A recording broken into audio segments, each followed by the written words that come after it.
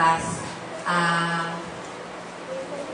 Sabi nga po dun sa Biblia na kailangan yung mag-asawa, maging Priscilla Aquila, na hindi mo katakutan kung ano man yung salita ng Diyos, dapat mo i-share.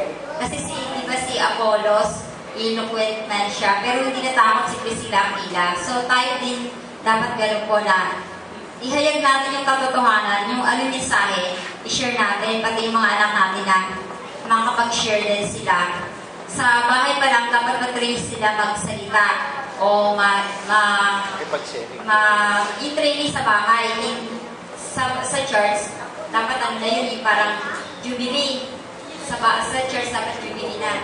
So, yung nangyayari gano'n, nagkaroon sa isip ko na marami na akong utang sa mga anak ko. Pero, maganda yun, nakakahabol pa rin tayo. May chance pa, may time pa tayo na hinayang ko kasi ako sa mensahe na dumaan sa atin. Ang hinihiyak ko sa Panginoon na dumaan sa amin yung mensahe na hindi ko maganap.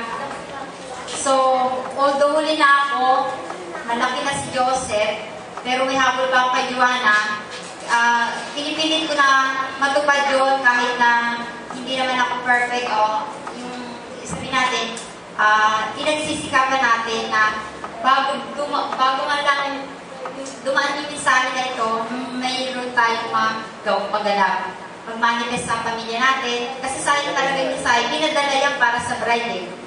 I believe na hindi tayo kakalimutan ng Diyos. Na kung tayo tatawag sa Kanya, sa panahon nila, hindi sila in-ignore ng God. So, ganoon din tayo, bawat magulang, kung tatawag tayo sa Panginoon, mag-start na tayo, at maging firm na tayo sa revelation na tanggap natin, hindi tayo kakalitaan ng Diyos. Basta maging firm lang tayo sa mga instruction. Sinabi ko nga doon yung hukom is the instruction, statutes, and covenant of God. So, doon sa Biblia, makikita po natin na hindi lang doctrinal, kundi karamihan marami pong instruction ng Diyos from the Old and New Testament. Kaya nga napakahalaga po pala ng instruction ng Diyos. Bago sila makapasok sa Kanaan, may instruction ng Diyos eh. So, bago tayo makapunta sa Kanaan, spiritual, may instruction din ng Diyos. So, hindi yun instant na sabi nga, when the seventh seal was open, pagbukas, biglang magbubukas ang selyo, sabi ang seventh thunder ay mag-a-utter, doon mo pala maiintindihan. I believe hindi gano'n eh. Siyempre may instruction ng Diyos at yung revelation ay pinapahayag sa atin. Kailangan natin ito mamanifest, hindi biglaan, magugulat ka. So may manifestation yun. So gano'n yung seventh thunder. Kung thunder sa atin para yung revelation, dapat miyak tayo sa Panginoon na hindi natin maintindihan. Sabi nga gano'n, thunder sa'yo, kailangan maging voice ito. Kung paano si Jesus Christ, kinakausap siya ng Ama, sa kanya voice, pero yung nakikinig sa labas is thunder. Gano'n din kay Paul sa Damascus. Na kinakausap siya, sabing, sa nakarinig sa iba, sabing gano'n, ay thunder, there's an angel, sabi gano'n. Pero sa kanya voice, kasi may feeling siya sa Lord. So gano'n din sa atin ang mga bride, pero ay feeling na may feeling siya sa atin.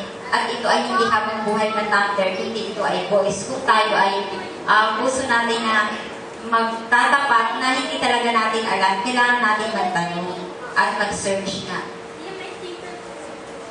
Okay. Stella.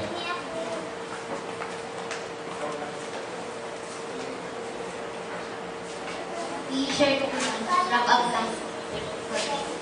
Yung about dun sa mark of the wicked one. Yung ibinigay ko na mark kay is tatlong bagay. Yung una, yung size niya. Yung size. And pangalawa, yung pagiging smart niya. Kung paano siya makipaghalubilo, kung paano niya magsalita. Napakahusay. Kahit na nasasabi na mali siya, pero yung pagsasalita niya, tuwang-tuwa niya yung loob ng isang tao. Ganun makapag-usap yung servente. At pangatlo is, siya din ay isang religious.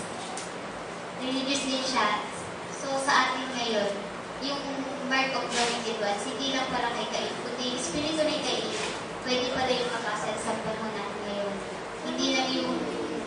pagiging matalino natin, dapat yung pagiging intelligent natin, ilagay natin sa word. Kasi kung hindi maia-align sa word, kumbaga yun ang ikakapahamak na isang tao. So, yun.